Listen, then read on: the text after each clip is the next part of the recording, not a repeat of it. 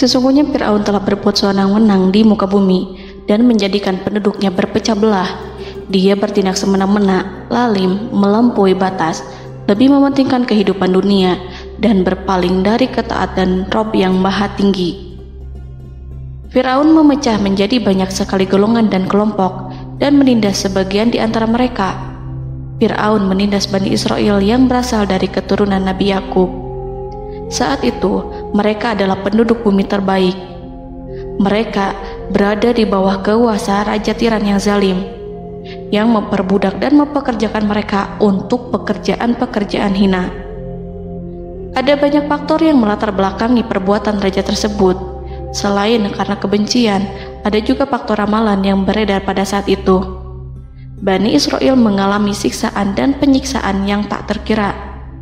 Nabi Musa diutus oleh Allah Subhanahu wa Ta'ala untuk membebaskan Bani Israel dan telah berulang kali memperingatkan Fir'aun agar membebaskan kaumnya. Namun Fir'aun tetap bersikeras dan menolak.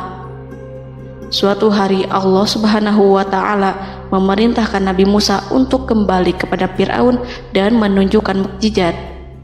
Di sana Nabi Musa menunjukkan beberapa mukjizat, termasuk mengubah tongkatnya menjadi ular raksasa dan di tangannya mengeluarkan cahaya.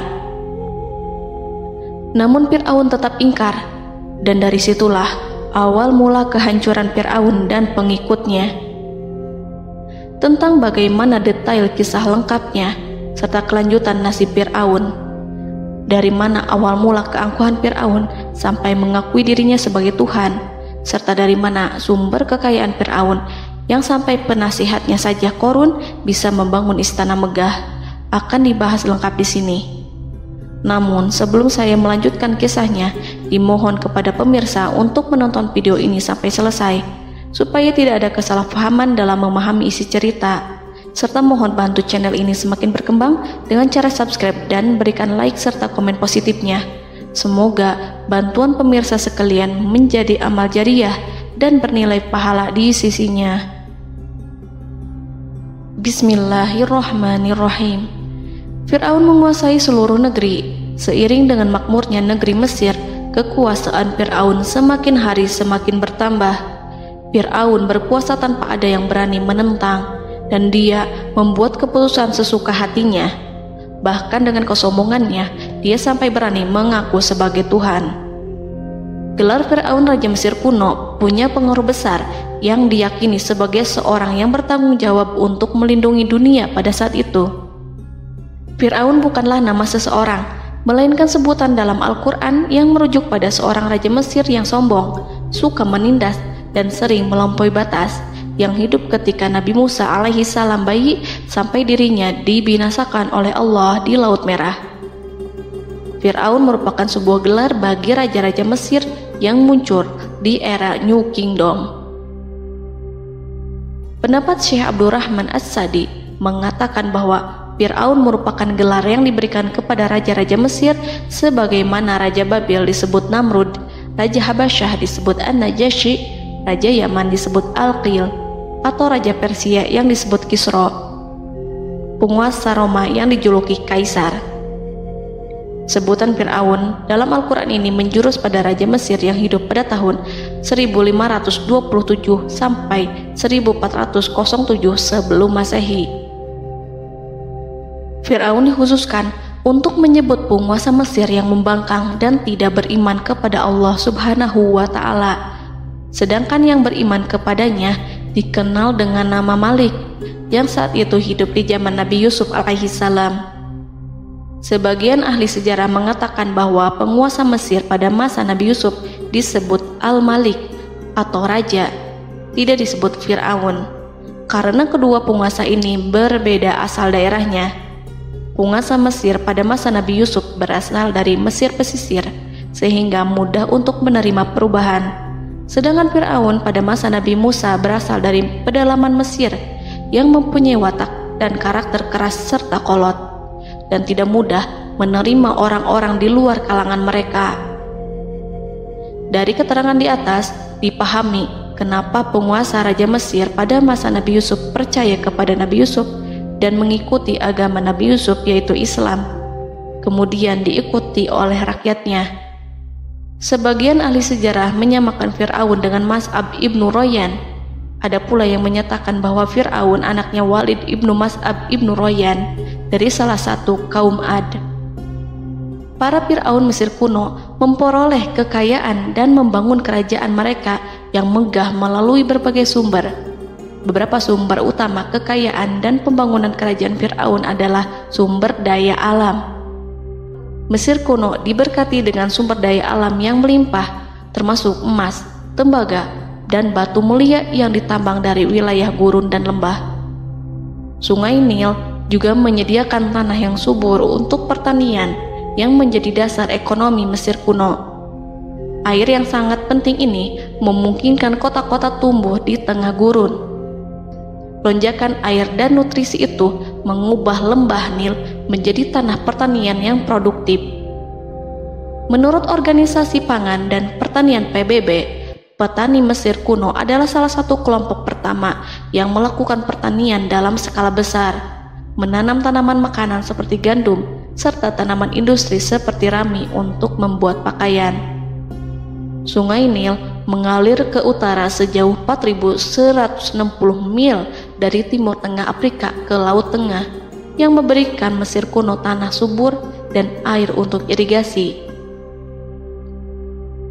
Untuk memaksimalkan pemanfaatan air Sungai Nil, petani Mesir kuno mengembangkan sistem irigasi cekungan. Mereka membangun jaringan tanggul berbahan tanah untuk membentuk cekungan.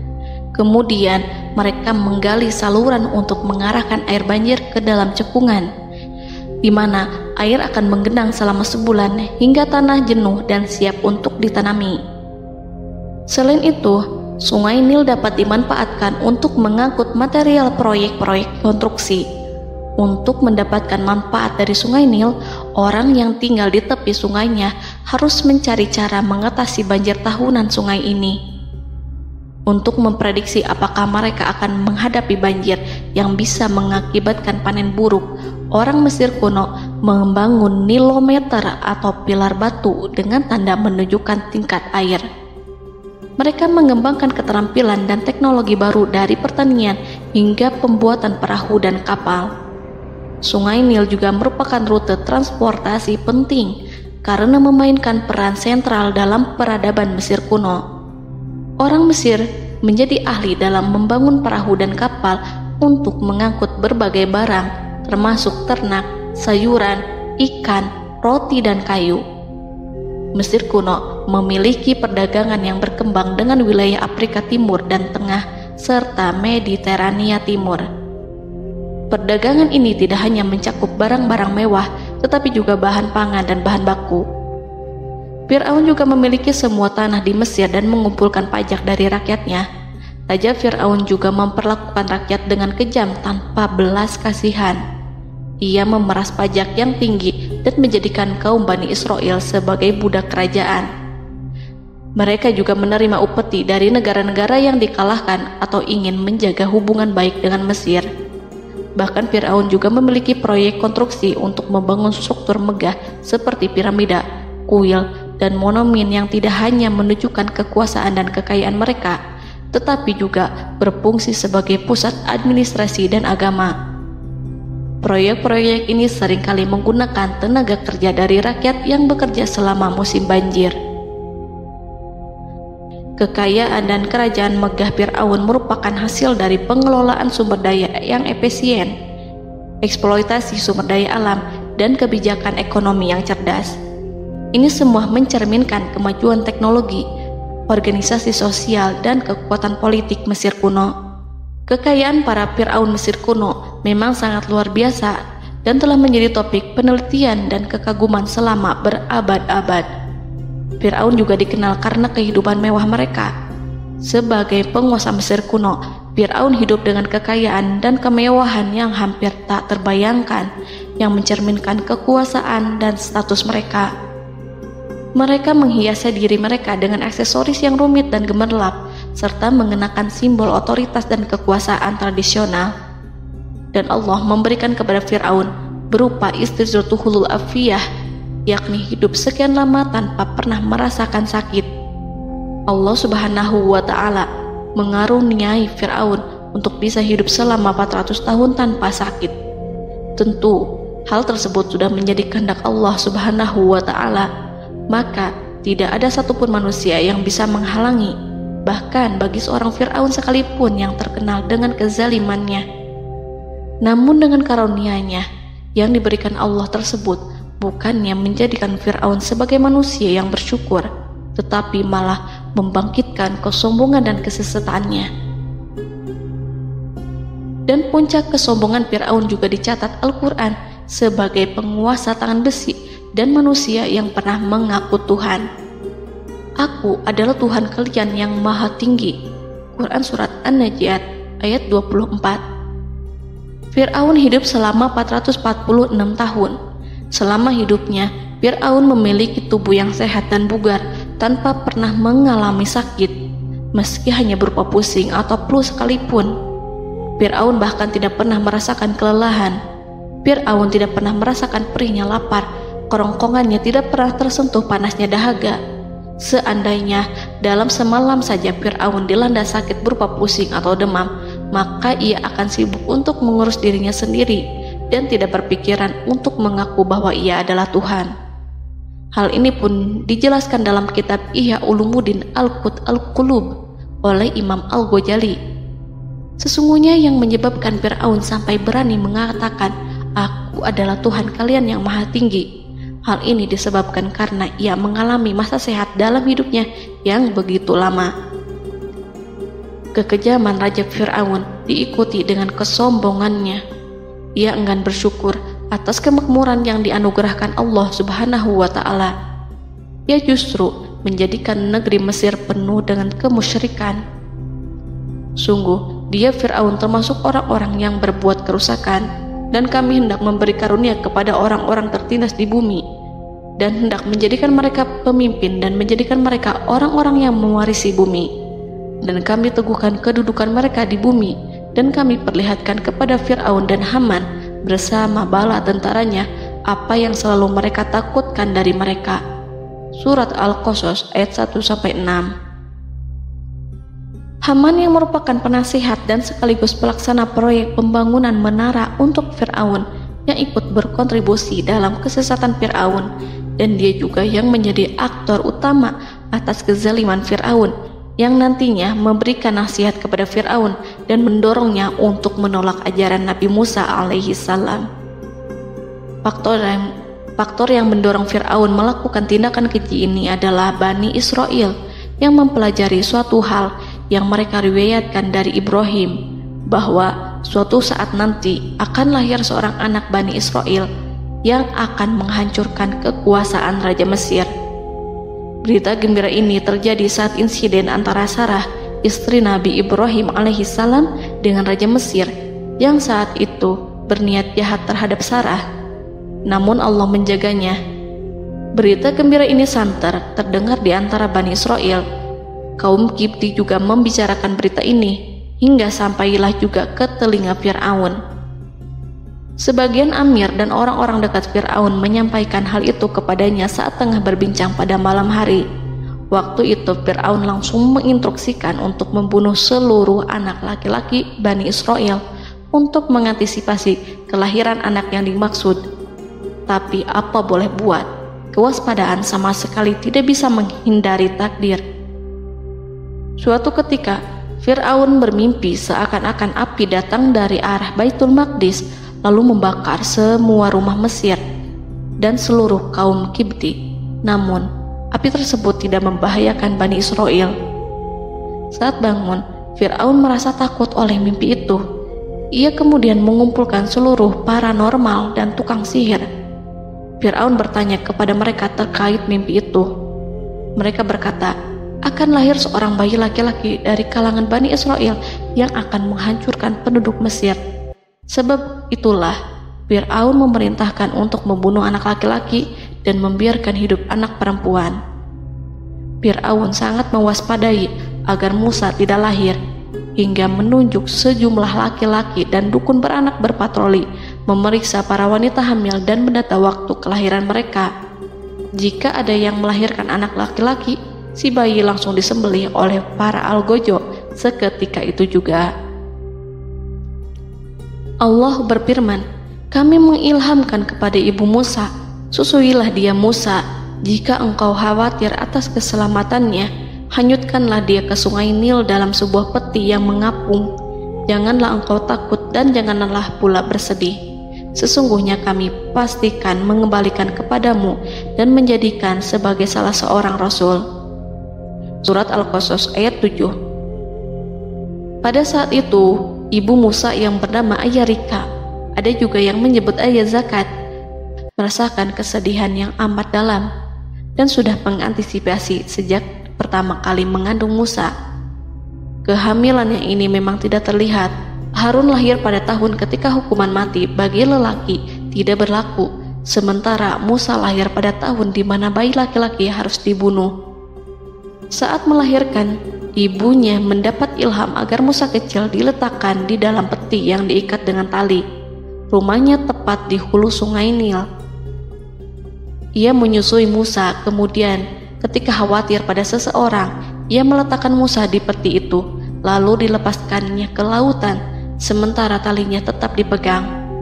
Setelah semua orang pergi, ia tarik kembali peti itu. Namun suatu hari, ibu Musa melepaskan peti itu, tetapi dia lupa tidak mengikatnya dengan tali, sehingga peti berisi Musa kecil itu hanyut bersama aliran sungai Nil hingga melintas tepat di depan istana Fir'aun. Selir-selir Fir'aun itu memungut peti dalam kondisi tertutup rapat. Mereka tidak berani membukanya. Peti itu kemudian diletakkan di depan istri Fir'aun, Asiyah binti Muzahim. Ada pendapat yang mengatakan bahwa Asiyah berasal dari Bani Israel dari keturunan Musa. Saat membuka penutup peti dan menyingkap tirai penutupnya, Asiyah melihat wajah Musa kecil memancarkan sinar-sinar nubuah kemuliaan. Begitu melihatnya, Asiyah langsung jatuh hati dan sangat mencintainya. Saat Fir'aun tiba, ia berseru, "Apa ini?" Kemudian ia memerintahkan untuk menyembelihnya, tetapi sang istri meminta agar bayi tersebut diberikan kepadanya. Sang istri berkata, "Dia adalah penyejuk mata hati bagiku dan bagimu." Fir'aun menimpali, "Iya, bagimu, tapi bagiku tidak. Aku tidak memerlukan bayi itu."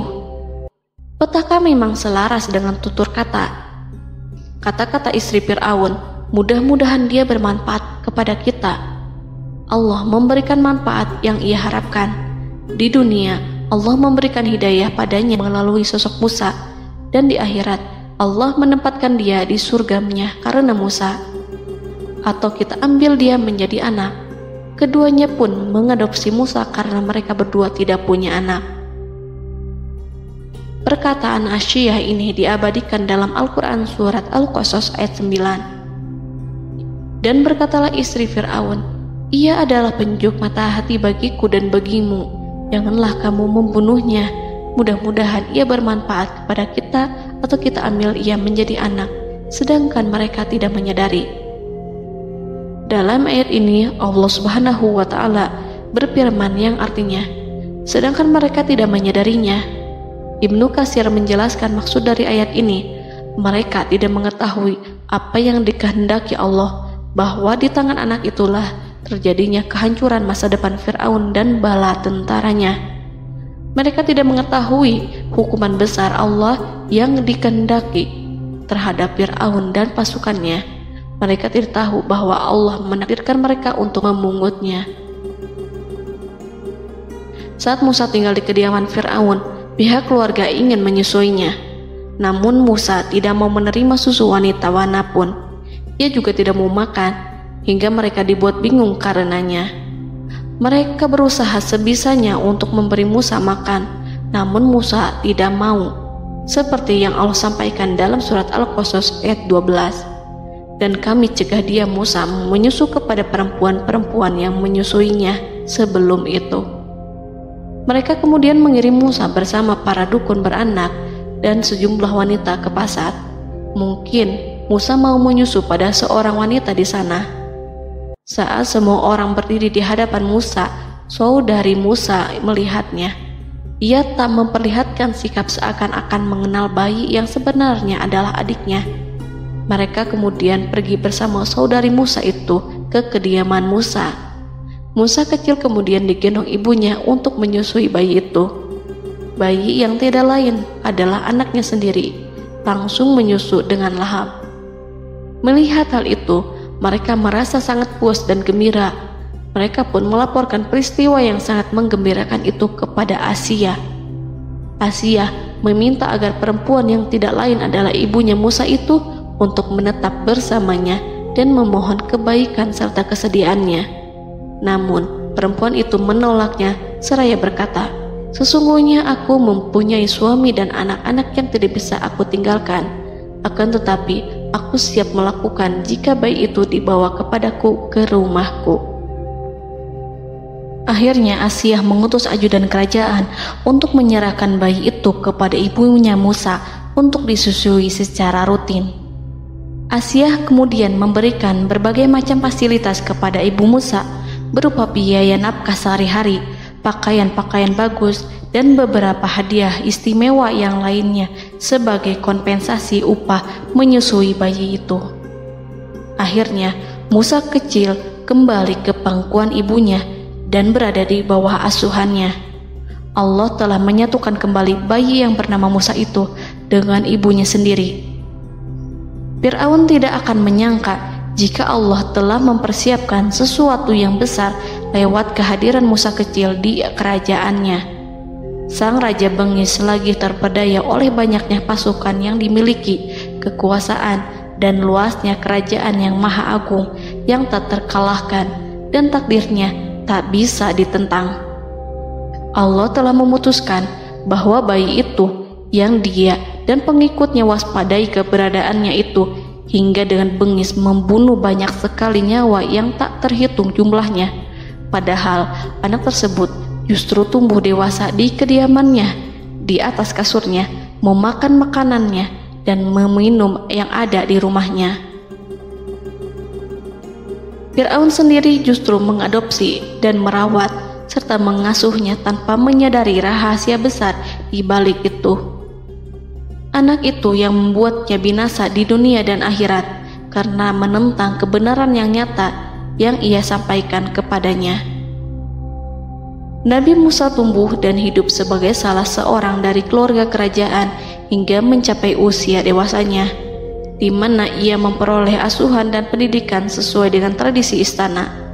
Allah Subhanahu wa Ta'ala mengaruniakannya hikmah dan pengetahuan sebagai persiapan tugas kenabian dan risalah yang diwahyukan kepadanya. Musa tumbuh menjadi seorang pemuda yang mempunyai fisik dan akhlak yang kuat. Allah anugerahkan kepada Musa kesempurnaan tubuh dan kekuatan jasmani. Musa juga menyadari bahwa dia hanyalah anak angkat, tidak setetes pun darah Fir'aun mengalir padanya, dan bahwa ia keturunan Bani Israel yang ditindas dan diperlakukan sewenang-wenang oleh Fir'aun dan kaumnya. Maka dia berjanji kepada dirinya sendiri akan menjadi pembela bagi kaum-kaum yang lemah yang tertindas. Kekuatan fisik Nabi Musa memang tidak bisa diragukan. Itu terbukti pada saat Nabi Musa mampu mengangkat batu penutup sumur seorang diri, padahal batu itu hanya bisa diangkat oleh 10 orang laki-laki. Peristiwa kedua saat perkelahian antara Bani Israel dan orang Kipti atau kaumnya Fir'aun, suku asli Mesir. Saat orang Israel meminta pertolongan kepada Musa untuk mengalahkan orang Kipti, Musa menghampiri orang Kipti tersebut. Dengan tangan terkepal, Musa meninju orang Kipti dan matilah musuhnya itu. Orang Kipti hanya mati karena pukulan itu. Musa tidak sengaja dan tidak bermaksud untuk membunuh orang Kipti. Musa hanya berniat membuatnya jera. Dan karena peristiwa itulah Nabi Musa pergi meninggalkan Mesir karena Musa takut terhadap Fir'aun dan tentaranya yang akan membunuhnya. Karena jika mereka tahu bahwa Musa membunuh orang Kipti demi membela salah seorang Bani Israel, akan membuat Fir'aun dan pengikutnya mencurigai bahwa Musa memang berasal dari Bani Israel, dan pada akhirnya akan memicu sebuah permasalahan besar. Dan pada waktu yang sudah ditentukan oleh Allah, sekitar 10 tahun Nabi Musa meninggalkan Mesir. Pada akhirnya Allah mengamanahkan dia sebagai seorang rasul. Allah anugerahkan kepadanya hikmah kenabian dan pengetahuan di usia 40 tahun. Allah perintahkan Musa kembali ke Mesir untuk menghadapi Fir'aun dan mengajak dia mengakui Tuhan semesta alam. Tugas ini penuh dengan bahaya, mungkin bisa membuat Musa kehilangan nyawa, tetapi menuruti perintah Allah itu mutlak baginya. Ditemani oleh saudaranya Harun untuk membantunya membenarkan perkataannya. Lidah Musa cedal karena bara api yang pernah diletakkan di lidahnya saat Fir'aun hendak menguji akalnya setelah menarik jingat Fir'aun hingga berdarah. Fir'aun bermaksud untuk membunuhnya. Asyah mengkhawatirkan Musa lalu berkata, dia masih kecil. Fir'aun kemudian menguji Musa dengan meletakkan buah dan bara api di hadapannya. Musa kecil hendak bermaksud meraih buah-buahan, tetapi tangannya dialihkan oleh malaikat. Lalu Musa mengambil bara api dan ia letakkan di lidahnya. Lidahnya cedal karena bara api ini.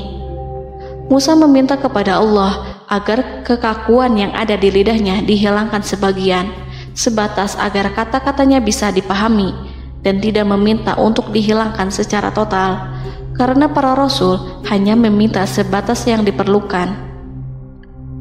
Pergilah kamu kepada Fir'aun, karena dia benar-benar telah melampaui batas, maka berbicaralah kamu berdua kepadanya dengan kata-kata yang lemah lembut.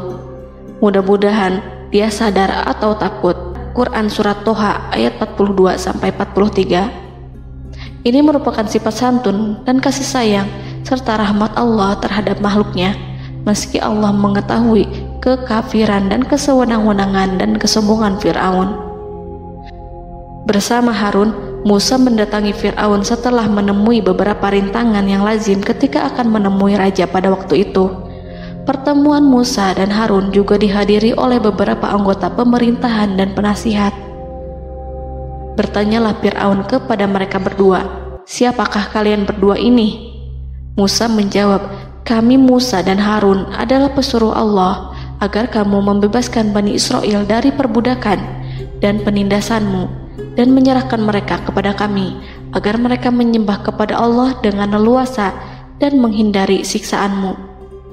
Fir'aun segera mengenal Musa dan berkata kepadanya, bukankah engkau Musa yang sudah kami asuh sejak bayimu dan kami asuh dalam istana sampai usia remajamu dan mendapat pendidikan serta pengajaran yang menjadikan engkau pandai? Dan bukankah engkau yang melakukan pembunuhan terhadap diri daripada seorang dari golongan kami? Sudahkah engkau lupa terhadap itu semua dan tak ingat akan jasa kami kepadamu? Musa menjawab, bahwasannya engkau telah mengurus aku sejak kecil. Itu bukanlah jasa yang dapat kamu banggakan, karena jatuhnya aku pada tanganmu akibat dari kekejaman dan kezalimanmu tatkala engkau memerintah agar orang-orangmu menyembelih setiap bayi laki-laki yang lahir, sehingga ibuku membiarkanku mengapung di sungai Nil dan aku dipungut oleh istrimu, sehingga selamatlah aku dari pengejaranmu dan penyembelihanmu. Dan kebaikan yang engkau sebutkan itu sebanding dengan perlakuanmu terhadap sebuah suku bangsa besar, yaitu Bani Israel secara keseluruhan, karena engkau telah menindas dan menjadikan mereka budak-budak untuk melayanimu. Dan mengenai pembunuhan itu merupakan kehilafanku, lalu aku lari darimu karena aku takut kepadamu. Namun peristiwa itu merupakan rahmat dan hikmah yang terselubung bagiku, sebab dalam perantauanku setelah aku melarikan diri dari negerimu ini, Allah Subhanahu wa Ta'ala mengaruniakanku dengan hikmah ilmu dan mengutus aku sebagai rasul. Maka dalam rangka tugasku sebagai rasul, datanglah aku kepadamu atas perintah Allah untuk mengajak engkau dan kaummu untuk menyembah Allah dan meninggalkan kezaliman serta penindasanmu terhadap Bani Israel yang kau pekerjakan dan perbudak mereka untuk melakukan pekerjaan dan melayanimu. Fir'aun bertanya, siapakah Tuhan yang engkau sebut-sebut itu, hai Musa? Adakah Tuhan di atas bumi ini selain aku yang patut disembah dan dipuja? Musa menjawab, ya, yaitu Tuhanmu dan Tuhan nenek moyangmu, serta Tuhan alam semesta. Fir'aun bertanya, siapakah Tuhan alam semesta itu? Musa menjawab, ialah Tuhan langit dan bumi, dan segala yang ada di langit dan di bumi. Berkatalah Fir'aun kepada para penasehatnya dan para pembesarnya, sesungguhnya Rasul yang diutus kepada kamu ini adalah seorang yang gila. Kemudian ia balik bertanya kepada Harun dan Musa, siapakah Tuhan kamu berdua? Akulah Tuhanmu yang paling tinggi. Surat An-Najiat ayat 23-24. Dan Fir'aun berkata, wahai para pembesar kaumku, aku tidak mengetahui ada Tuhan bagimu selain aku. Quran Surat Al-Qasas ayat 38. Fir'aun menentang, padahal ia tahu bahwa ia adalah hamba yang diatur, dan Allah lah yang menciptakan dan memberi bentuk rupa. Dan mereka mengingkarinya karena kezaliman dan kesombongannya, padahal hati mereka meyakini kebenarannya. Maka perhatikanlah bagaimana kesudahan orang-orang yang berbuat kerusakan. Quran Surat An-Naml ayat 14. Fir'aun beralih memakai kekuasaan dan wibawa yang ia miliki. Fir'aun berkata, jika engkau menyembah Tuhan selain aku akan memasukkanmu ke dalam penjara. Musa berkata, apakah engkau akan melakukan itu sekalipun aku tunjukkan kepadamu suatu bukti yang nyata? Fir'aun menjawab, tunjukkanlah sesuatu yang nyata itu. Maka Musa melemparkan tongkatnya. Tiba-tiba tongkat itu menjadi ular besar, dan Musa mengeluarkan tangan dari dalam bajunya. Tiba-tiba tangan itu menjadi putih bercahaya. Saking ketakutannya hingga membuat Fir'aun terkena diare. Dalam sehari lebih dari 40 kali buang air. Namun Fir'aun sebagai raja yang mengaku Tuhan tentu tidak akan begitu saja menyerah kepada Musa, walaupun telah diperlihatkan 2 mukjizat. Bahkan Fir'aun berkata kepada kaumnya yang dikhawatirkan terpengaruh oleh mukjizat Musa, bahwa apa yang dilakukan Musa merupakan sihir, dan Musa Harun adalah ahli sihir yang datang dengan maksud menguasai Mesir. Salah satu penasehatnya, yaitu Haman, mengusulkan agar mengumpulkan semua ahli sihir dari berbagai penjuru kerajaan untuk bertanding mematahkan sihir Musa, yang tanpa pikir panjang Fir'aun setujui. Fir'aun pun berkata kepada Musa, apa yang kau bawa ini adalah sihir. Kami akan melawanmu dengan sihir yang sama. Fir'aun pun kemudian meminta Musa untuk bertemu pada waktu dan tempat yang disepakati, dan langsung disetujui Nabi Musa tanpa ragu sedikit pun. Inilah salah satu tujuan terbesar Musa untuk memperlihatkan ayat-ayat hujah dan bukti-bukti nyata Allah di hadapan halayak ramai. Dengan berbekal pertolongan Allah, Musa yakin akan menang melawan para ahli sihir itu. Maka pada waktu yang sudah ditetapkan, yakni pada permulaan hari, saat cahaya matahari mulai terik menyengat, sehingga kebenaran akan terlihat terlebih jelas dan nyata, orang-orang berbondong-bondong menuju tempat yang sudah ditentukan untuk melihat pertandingan sihir yang sudah dihadiri ribuan tukang sihir. Menurut Muhammad bin Ka'ab, mereka berjumlah 80.000 ahli sihir. Mereka sudah dijanjikan hadiah dan uang yang besar jika berhasil mengalahkan Musa. Para penyihir istana berkata, wahai Musa, apakah engkau yang mau lebih dahulu ataukah kami? Musa menjawab, silahkan kalian lebih dahulu. Maka ketika tali-tali dan tongkat-tongkat ahli sihir dilemparkan, tiba-tiba berubah menjadi seakan-akan ia merayap cepat karena sihir mereka. Ada rasa takut yang menyelimuti hati Musa, takut jika orang-orang terkena fitnah sihir dan tipu daya mereka. Namun Allah langsung menguatkan Musa dan berkata, yang diabadikan dalam Quran Surat Toha ayat 65-69. Janganlah engkau takut, sungguh engkaulah yang unggul, dan lemparkanlah apa yang ada di tangan kananmu, niscaya ia akan membuat. Apa yang mereka buat itu hanyalah tipu daya tukang sihir belaka, dan tidak akan menang tukang sihir itu dari manapun ia datang.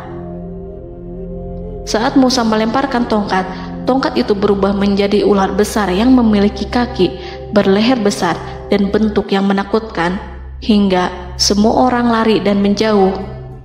Ular itu kemudian menelan tali-tali para tukang sihir dengan satu persatu dengan gerakan super cepat.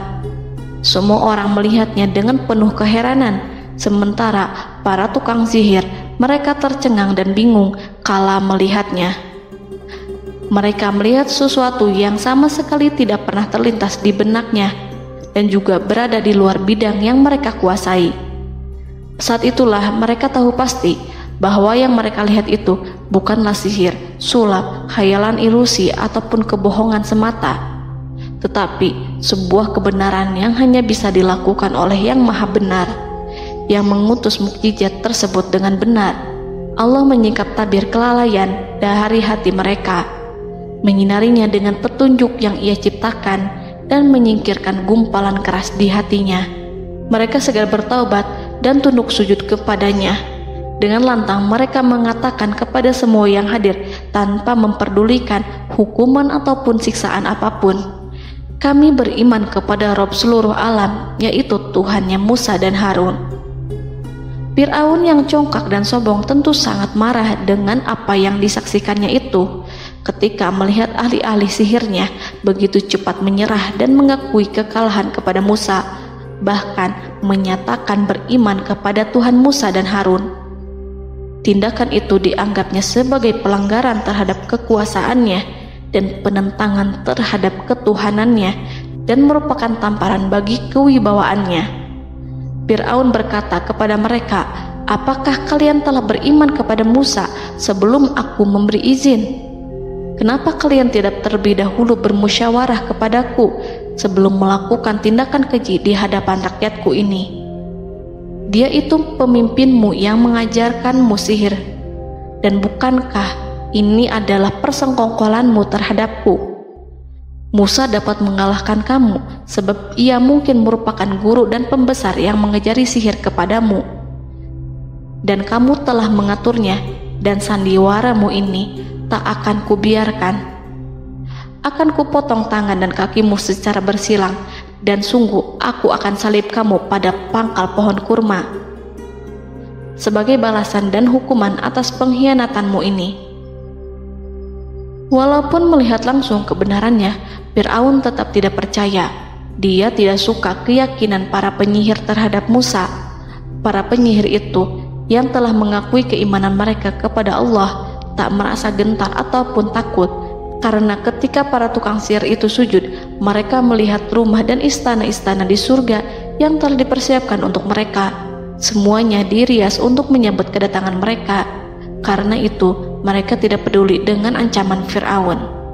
Setelah peristiwa kekalahan penyihir Fir'aun dengan mukjizat Nabi Musa itu, Fir'aun serta penasihat dan para pembesarnya, termasuk Haman, merencanakan penindasan yang lebih kejam untuk kaum Bani Israel dan merencanakan pembunuhan terhadap Nabi Musa.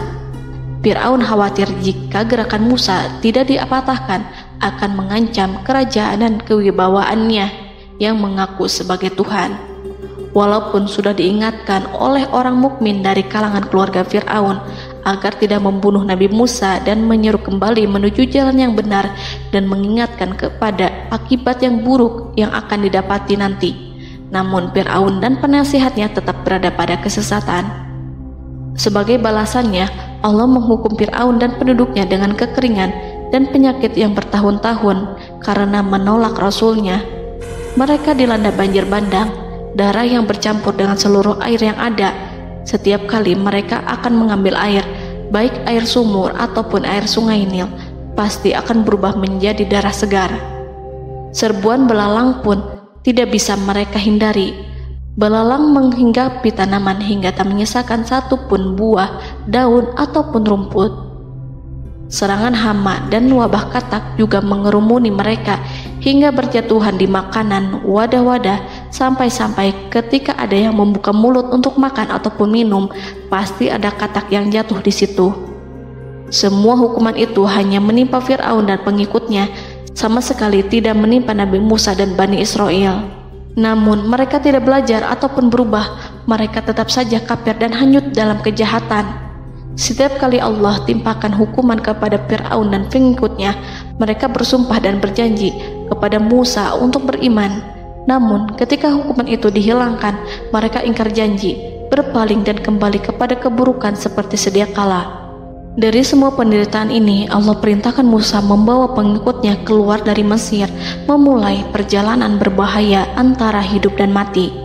Setelah mengetahui keberangkatan Nabi Musa dan Bani Israel, Fir'aun bersama tentaranya bergerak untuk membantai mereka. Dengan pasukan besar yang berjumlah lebih dari 1.600.000 personil, ditambah 100.000 ekor kuda berwarna hitam legam, Fir'aun berhasil mengejar rombongan Nabi Musa yang saat itu berjumlah 600.000 prajurit di pantai Laut Merah saat matahari terbit. Pasukan Fir'aun mengepung mereka dari semua arah. Di belakang mereka ada tentara Fir'aun yang kejam, sementara di hadapan mereka Laut Merah yang membentang luas. Kala situasi kian genting dan Fir'aun beserta seluruh pasukannya mendekat dengan kesungguhan hati, diperkuat dan persenjataan, juga dengan amarah dan kedengkian, penglihatan tidak menetap mengarah ke suatu tujuan, dan hati naik menyesak sampai ke tenggorokan. Saat itulah Yang Maha Penyantun lagi kuasa, Rob Arsy yang mulia, mewahyukan kepada Musa, "Pukullah laut itu dengan tongkatmu." Maka tatkala Musa memukulkan tongkatnya ke lautan, laut itu pun terbelah.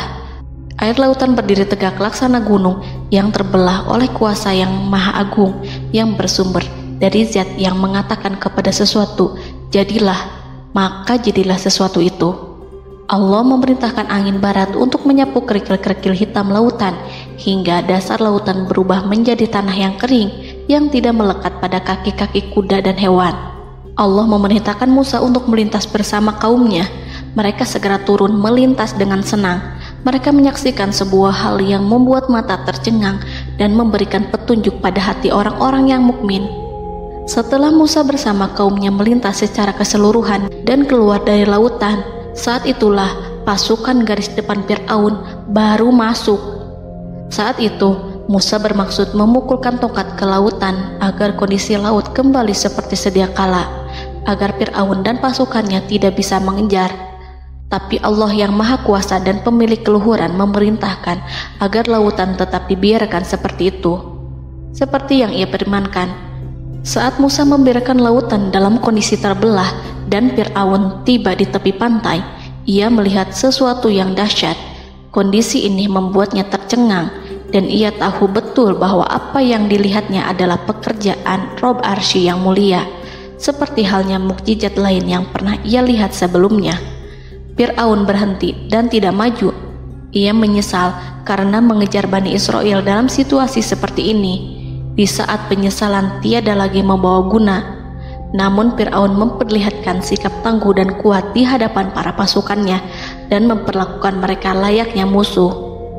Jiwa kafir dan watak Fir'aun mendorong dirinya mengatakan kepada kaum yang ia perdaya hingga patuh dan mengikuti kebatilannya, "Lihatlah bagaimana lautan ini terbelah agar aku bisa mengejar budak-budakku yang melarikan diri dari kekuasaanku, menyimpang dari ketaatanku, dan meninggalkan negeriku." Fir'aun bersembunyi di barisan belakang dengan harapan ia bisa selamat, tapi mustahil ia bisa selamat. Fir'aun terlihat maju mundur. Dan pada kesempatan itu, Jibril menampakkan diri dalam wujud seorang penunggang kuda perawan, lalu melintas di hadapan kuda jantan yang ditunggangi oleh Fir'aun. Kuda yang ditunggangi Fir'aun meringik menghampiri kuda yang ditunggangi Jibril. Fir'aun kemudian masuk ke dalam lautan hingga mendahului kuda dengan tangkas dan cepat. Fir'aun tidak menghindari mara bahaya dari dirinya ataupun mendatangkan manfaat. Mereka segera menyusul hingga semuanya berada di lautan. Setelah bagian depan hendak mencapai tepi, Allah memerintahkan Musa melalui wahyu untuk memukul lautan dengan tongkat. Musa memukul lautan dengan tongkat. Lautan kembali menyatu seperti sedia kala dan menenggelamkan mereka semua. Tak seorang pun yang selamat. Allah menggambarkan tentang bagaimana Fir'aun didengkot orang-orang kafir Kipti tenggelam. Gelombang besar sesekali turun dan sesekali naik membawa Fir'aun. Bani Israel melihatnya dan juga pasukannya, seperti apa siksa dan petaka besar yang Allah timpakan kepadanya dan juga pasukannya, agar Bani Israel senang dan lega. Saat Fir'aun menyaksikan kematian dan mulai sakarat, ia kembali kepada jalan kebenaran dan bertaubat, serta beriman pada saat keimanan tiada lagi membawa guna. Seperti yang Allah sampaikan dalam ayat yang lain, sesungguhnya orang-orang yang dipastikan mendapat ketetapan Rabb-Mu tidaklah akan beriman meskipun mereka mendapat tanda-tanda kebesaran Allah hingga mereka menyaksikan azab yang pedih.